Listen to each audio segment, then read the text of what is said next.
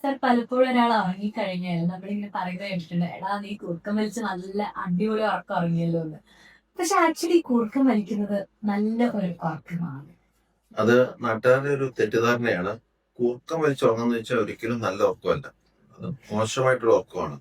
അവരുടെ work of breathing വളരെ high ആണ്. അതായത് നമ്മൾ ഒരുപാട് എഫേർട്ട് എടുത്താണ് നമ്മൾ ശ്വസിക്കുന്നത് ഉറക്ക സമയത്ത്. അത് മോശം ഉറക്കമാണ്. നമ്മൾ ഡീപ്പ് സ്ലീപ്പ് എന്ന് വെച്ച് കഴിഞ്ഞാൽ വളരെ ഫ്രീ ഫ്ലോ ആയിട്ട് നമ്മൾ ഉള്ളിലേക്ക് പോയി ലങ്സ് എക്സ്ചേഞ്ച് ചെയ്ത് പുറത്തേക്ക് വരണം. ഒരു സൗണ്ടും വരാൻ പാടില്ല. അതാണ് ശരിക്കുള്ള കറക്റ്റ് സ്ലീപ്പ്. നല്ല എഫേർട്ട്ലെസ് ആയിരിക്കണം. കൂർക്കം വലിച്ച ഉറക്കം എന്ന് പറഞ്ഞു കഴിഞ്ഞാൽ അത് ഈ ഒബ്സ്ട്രക്റ്റീവ് സ്ലീപ്പ് ആപ്നിയ ഹൈ ലെവലിലൊക്കെ പോകുമ്പോൾ ഒബ്സ്ട്രക്റ്റീവ് സ്ലീപ്പ് ആപ്നിയ, അതായത് ഉറക്കം ഈ ബ്രീത്തിങ് തടസ്സം വരെ വരും. അതായത് തൊണ്ടയിലെ നാക്കൊക്കെ പുറകോട്ട് പോയി തൊണ്ടയില് ബ്രീത്തിങ് തടസ്സം വരെ വന്നിരിക്കും. അതിനെ ഒബ്സ്ട്രക്റ്റീവ് സ്ലീപ്പ് ആപ്നിയ എന്ന് വരും.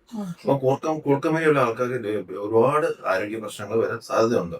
അതില് തലച്ചോറ് സംബന്ധമായിട്ട് നോക്കുവാണെങ്കിൽ അവരുടെ ഡീപ്പ് സ്ലീപ്പ് ഇല്ലാത്തതുകൊണ്ട് തന്നെ അവർക്ക് ഓർമ്മ പ്രശ്നങ്ങൾ വരാം, അവർക്ക് സ്വഭാവത്തിലും വ്യത്യാസങ്ങൾ വരാം, അങ്ങനെ മെന്റൽ ഷാർപ്നെസ് ഒക്കെ ഭയങ്കര വരാം, എപ്പോഴും ഫ്രഷ് അല്ലാത്ത രീതിയിൽ എപ്പോഴും ഒരു ഭയങ്കര ഡള്ളായിട്ടിരിക്കുന്ന പോലെ വരാം. അത് നമ്മുടെ ശരീരത്തിൽ ഹൈപ്പർ ടെൻഷൻ, പ്രഷർ കൂടാനുള്ള സാധ്യത ഉണ്ടാക്കുന്നു. ഒബേസിറ്റി, അധികം പൊണ്ണത്തടി, അത് വരാൻ സാധ്യത കൂടുന്നു. പ്രമേഹം, അത് കൂടാൻ അതിനുള്ള ചാൻസ് കൂടുന്നു. സ്ട്രോക്ക് കൂട്ടാൻ ഉള്ള സാധ്യത ഉണ്ടാക്കുന്നു. ഹാർട്ട് അറ്റാക്ക് കൂട്ടാനുള്ള സാധ്യത ഉണ്ടാക്കുന്നു. പിന്നെ ദഹന പ്രശ്നങ്ങൾ, ഈ പ്രോപ്പറായിട്ട് ഡൈജഷൻ നടക്കത്തില്ല. കാരണം നല്ല ഡീപ്പ് സ്ലീപ്പിലൊക്കെ നല്ലതായിട്ടുള്ള ദഹനമൊക്കെ നടക്കത്തില്ല. അത് പ്രക്രിയ നടക്കാത്തതുകൊണ്ട് തന്നെ ഈ പല അങ്ങനത്തെ പ്രശ്നങ്ങൾ വരുന്നു. അപ്പം ബേസിക്കലി ഈ കൂർക്കമ്പനി തന്നെ ഒരിക്കലും ഒരു നല്ല സ്ലീപ്പ് അല്ല. കാരണം വെച്ചാൽ അത് സംഭവം എന്ന് വെച്ചാൽ നമ്മുടെ തൊണ്ടയില് ചിലപ്പോൾ ഭയങ്കര ഇത്തിരി വണ്ണാക്കും, നമ്മുടെ കഴുത്തൊക്കെ ഷോർട്ടനൊക്കെ ആണെങ്കിൽ നമുക്ക് ഈ നമ്മുടെ ഇവിടുത്തെ ഈ ത്രോട്ടിലെ നാക്കൊക്കെ ഏരിയ ഉണ്ട് തൊണ്ടയിൽ, അതിലുള്ള ഫ്ലോ ചെയ്യുന്ന ഏരിയയിൽ അവിടെ ഒരു ഏകദേശം ഒരു മയക്കത്തിൽ പോകുമ്പോൾ നമ്മുടെ ബോഡി ടോൺ കുറയുമ്പോൾ ഈ നാക്കെല്ലാം കൂടെ പുറകോട്ട് പോയി ആ നോർമലായിട്ട് വായു പോകേണ്ട ഏരിയയിൽ ഒബ്സ്ട്രക്ഷൻ ഉണ്ടാവുന്നു. അപ്പോഴേക്കും അത് വളരെയധികം എഫേർട്ട് എടുത്താണ് പിന്നെ ഉള്ളിലേക്ക് നമ്മൾ വലിക്കുന്നത്. അപ്പം അത് ബേസിക്കലി നമ്മൾ അർത്ഥം അറിയാം, അത് ഒരിക്കലും ഒരു നല്ല സ്ലീപ്പ് അല്ല. അത് ഭയങ്കര എഫേർട്ട് എടുത്തുള്ള ഒരു സ്ലീപ്പാണ്. അത് എപ്പോഴും ദോഷമാണ്. അത് ഒരുപാട് ആരോഗ്യ പ്രശ്നങ്ങൾക്ക്, പല അസുഖങ്ങൾക്കും മുന്നോടിയുള്ള ഒരു സംഭവമാണ് കൂർക്കമ്പനി. സർ അതുപോലെ ഈ കുഞ്ഞു കുട്ടികൾ അല്ലെങ്കിൽ കൊച്ചു കുട്ടികൾ ഉറങ്ങുമ്പോൾ വാതുറന്ന് ഉറങ്ങുന്നത് നമ്മൾ കണ്ടിട്ടുണ്ട്. അപ്പൊ പലപ്പോഴും വീട്ടിൽ അമ്മച്ചിമാരൊക്കെ ചെയ്യുന്നത് വെച്ച് കഴിഞ്ഞാൽ ചിലപ്പോൾ ഈ ടേപ്പ് ഒക്കെ യൂസ് ചെയ്ത് വാ ക്ലോസ് ചെയ്യിപ്പിച്ച് ഉറക്കാൻ ശ്രമിക്കാറുണ്ട്. ആക്ച്വലി അങ്ങനെ ചെയ്യുന്നത് ഒരു നല്ല രീതിയാണോ? അത് വളരെ തെറ്റാണ്. എന്താന്ന് വെച്ച് കഴിഞ്ഞാല് നമ്മുടെ ഈ കൊച്ചുങ്ങൾക്ക് വായിക്കൂടെ നോർമലി മൂക്കിലൂടെ കറക്റ്റ് ആയിട്ട് വായു പോവാത്തോണ്ടാണ് വായിക്കൂടെ ശ്വസിക്കുന്നത്. വായിക്കൂടെ ശ്വസിക്കുന്ന കുട്ടിയുടെ അതിന്റെ മിക്കവാറും ഈ അഡിനോയിഡ്സ് അല്ലെങ്കിൽ ടോൺസിൽസ് എന്തെങ്കിലും ഇൻഫെക്ഷൻ ഒക്കെ ഉണ്ടെങ്കിൽ അഡിനോയിഡ്സ് ഒക്കെ വിങ്ങി വന്ന് വലുതായി ഇരുന്ന് കഴിഞ്ഞാൽ ഇൻഫെക്ഷൻ കാരണം വലുതായി കഴിഞ്ഞ് കഴിഞ്ഞാൽ മൂക്കിലൂടെ വായു പോകുന്നതൊക്കെ ചിലപ്പം തടസ്സം വരാം. അങ്ങനത്തെ കുട്ടികളെ സാറിന് വായിക്കൂടെ ശ്വസിക്കുന്നത്. നമ്മൾ വായച്ച് വെച്ചാൽ കൊച്ചിനെ സഫക്കേറ്റ് ചെയ്ത് അല്ലെങ്കിൽ ഇങ്ങനെ മൂക്ക് പൊത്തി കൊല്ലാൻ ശ്രമിക്കുന്നതിന്റെ തുല്യമാണ്. മനസ്സിലായില്ലേ? അതൊരിക്കലും ചെയ്യാൻ പാടില്ല. അത് എന്തുകൊണ്ടാണ് കൊച്ചങ്ങനെ മൗത്ത് ബ്രീത്തിങ് ചെയ്യുന്നതെന്ന് കണ്ടുപിടിച്ച് അതിനൊരു പരിഹാരം കാണണം. അതാണ് ചെയ്യേണ്ടത്. അല്ലാതെ വായ അടച്ചു വെച്ച് ചെയ്യുന്നത് വളരെ തെറ്റായും വളരെ ശരിക്കും മണ്ടത്തരാണ്. അങ്ങനെ ചെയ്യാൻ പാടില്ല. വളരെ തെറ്റായ കാര്യമാണ്. അത് കറക്റ്റായിട്ട് ഒരു ENT സർജനെ കൊണ്ട് തന്നെ എവാലുവേറ്റ് ചെയ്യിപ്പിച്ച് അതിന് മൂക്കില് തടസ്സങ്ങളൊന്നും ചിലപ്പോൾ എന്തെങ്കിലും പോളിപ്പോ എന്തെങ്കിലും ആയിരിക്കാം. എന്താ കാരണം എന്നുള്ള കണ്ടുപിടിച്ച് അത് പരിഹാരം കാണുക. നമ്മൾ ഈ എപ്പിലെപ്സി അല്ലെങ്കിൽ അപസ്മാരം എന്ന് പറയുന്ന രോഗം പറഞ്ഞു കേട്ടിട്ടുണ്ട്, എന്തോ സൂപ്പർ നാച്ചുറൽ പവർ അല്ലെങ്കിൽ എന്തോ ബാധ കൂടിയിട്ടാണ് ഇങ്ങനെ ഇത് വരുന്നത്. ഇത് ആക്ച്വലി ശരിയാണോ അങ്ങനെ പറയപ്പെട്ടു? അല്ലെന്ന് അറിയുന്നല്ലോ ഇതിനെ ചോദിക്കാൻ സാർ. ഈ എപ്പിലെപ്സി അല്ലെങ്കിൽ സീഷേഴ്സ് അല്ലെങ്കിൽ ഫിറ്റ്സ്, അപസ്മാരം, ഇത് ഒരു രോഗമല്ല, ഒരു രോഗലക്ഷണമാണ്. ഇപ്പൊ തലച്ചോറിന് ഏതെങ്കിലും രീതിയിൽ എന്തെങ്കിലും ഒരു അസുഖം ഉണ്ടെങ്കിൽ അതിന്റെ ഒരു രോഗലക്ഷണമാണ് സീഷേഴ്സ്. ഈ ബാധയെന്നൊക്കെ വെച്ചാൽ ഇതിനെ കുറിച്ച് യാതൊരു അറിവില്ലാത്ത സമയത്ത് ആൾക്കാരെ പറഞ്ഞ സംഭവം അതിങ്ങനെ പ്രചരിപ്പിച്ച് പോകുന്നതേ ഉള്ളൂ. പക്ഷെ അത് തലച്ചോറിന് ഏതെങ്കിലും ഒരു അസുഖം വരുമ്പോഴാണ് അതിന്റെ ഒരു രോഗലക്ഷണമാണ് സീഷേഴ്സ്. അത് ബ്രെയിൻ ഇറിറ്റേറ്റ് ചെയ്യും, ഞരമ്പുള്ളത് ഇറിറ്റേഷൻ വന്ന് അത് ഓവർ ആക്ട് ചെയ്യും.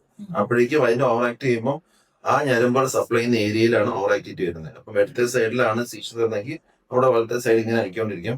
ചിലപ്പോൾ തലച്ചോറ് മൊത്തം ആയിരിക്കും ആക്ട് ചെയ്യുന്നത്. അപ്പം ശരീരം മൊത്തം അപസ്മാരം വരുന്നു. അതാണ് സീഷേഴ്സിനുള്ള കാരണം. ബേസിക്കലി അതിന് പല കാരണം വരും.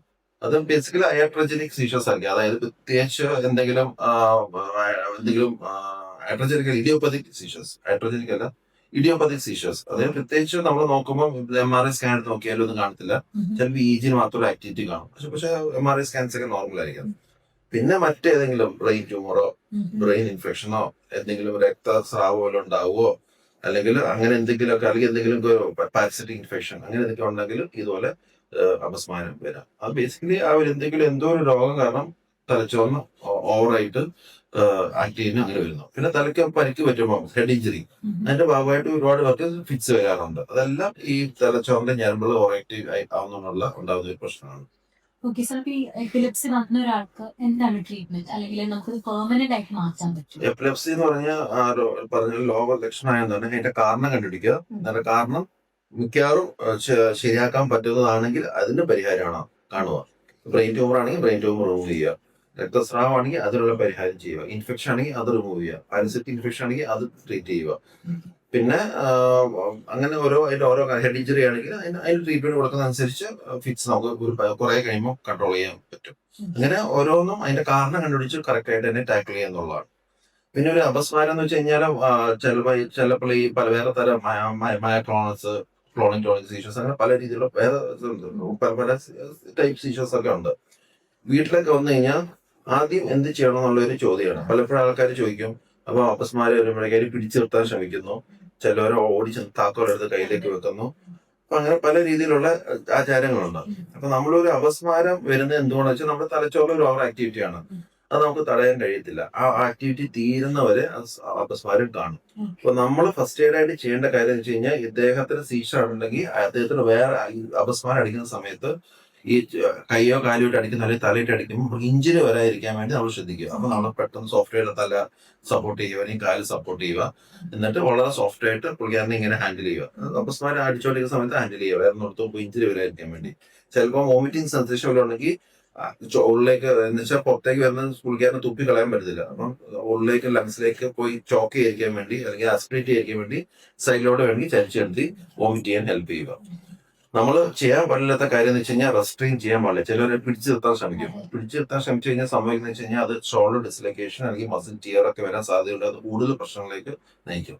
പിന്നെ ചിലവർക്ക് അറിയാം ഇദ്ദേഹത്തിന് ഒരു ഫിറ്റ്സ് രോഗിയാണ്, ഇയാൾ കയ്യിൽ ചിലപ്പോൾ മരുന്ന് കാണും. ചിലപ്പോൾ ഈ സമയത്ത് കയറി വയലേക്ക് ഈ മരുന്ന് കുത്തി കയറ്റാൻ ശ്രമിക്കും. അത് വളരെ തെറ്റായ കാര്യമാണ്. കാരണം ആ സമയത്ത് പുള്ളിക്കാരൻ ബോഡിക്ക് യാതൊരു കൺട്രോൾ ഇല്ല. ആ സമയത്ത് വയലേക്ക് കുത്തി കയറ്റിയാൽ ചിലപ്പോൾ അത് ചോക്ക് ചെയ്ത് പുള്ളിക്കാരൻ ചോക്കിംഗ് വഴി ചിലപ്പോൾ അത് കാരണം മേജർ പ്രശ്നങ്ങൾ ഉണ്ടാക്കാം.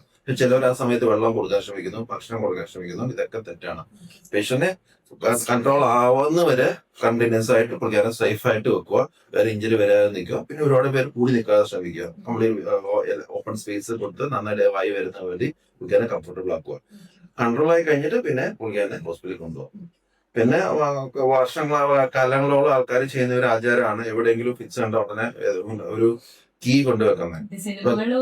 സിനിമയിലോ അപ്പൊ ഈ കീ അലുമിനിയം ആണോ സ്റ്റീൽ ആണോ അയൺ ആണോ എന്താണെന്നൊന്നും പറയുന്നില്ല. എല്ലാവരും കീ കൊണ്ടു കൊടുക്കുക എന്നുള്ളതാണ്. ആക്ച്വലി ഇത് എന്തെങ്കിലും റോളാണെന്ന് വെച്ചാൽ ഇതിന് യാതൊരു റോളും ഇല്ല. ഇതൊരു പണ്ടൊട്ടെ ഒരു ആചാരം മാത്രമുള്ള ഒരു റോളും ഇല്ല. ഒരു സപ്പോർട്ട് പോലെ ചുമ്മാ വെച്ചു കൊടുക്കാം. വെച്ചെന്ന് പറഞ്ഞാൽ ദോഷമൊന്നുമില്ല. പക്ഷെ അതുകൊണ്ടൊന്നും അല്ല ഫിക്സ് കൺട്രോൾ ആകും. ഫിക്സ് അതിൻ്റെതായ ടൈം എടുത്ത് പതുക്കെ കൺട്രോൾ ആവും. 2-3 മിനിറ്റ് യൂഷ്വലി സീഷേഴ്സ് ഫിക്സ് ഉണ്ടാവുന്നത്. ഒരു 2 മിനിറ്റ് ഒക്കെ കഴിയുമ്പോഴാക്കി എവിടെയെങ്കിലും കീ കിട്ടുന്നത്. എന്നിട്ട് അതുകൊണ്ട് വെച്ച് കുറച്ച് കഴിയുമ്പോൾ അത് ഫിക്സ് നിൽക്കുമ്പോൾ കണ്ടാവും എന്റെ കീ വെച്ചപ്പോഴേക്കും അതങ്ങ് ശരിയായെന്ന് വിചാരിക്കും. അത് തെറ്റായ ഒരു ധാരണയാണ്. അത് യാതൊരു റോളും ഇല്ല. അപ്പം പുള്ളിക്കാരെ സേഫ് ആക്കി വെക്കുക. എന്നിട്ട് ആവശ്യമാണെങ്കിൽ അത് കഴിഞ്ഞിട്ട് ഹോസ്പിറ്റലിൽ കൊണ്ടുപോയി വേണ്ട കാര്യങ്ങൾ ചെയ്യുക എന്നുള്ളതാണ്.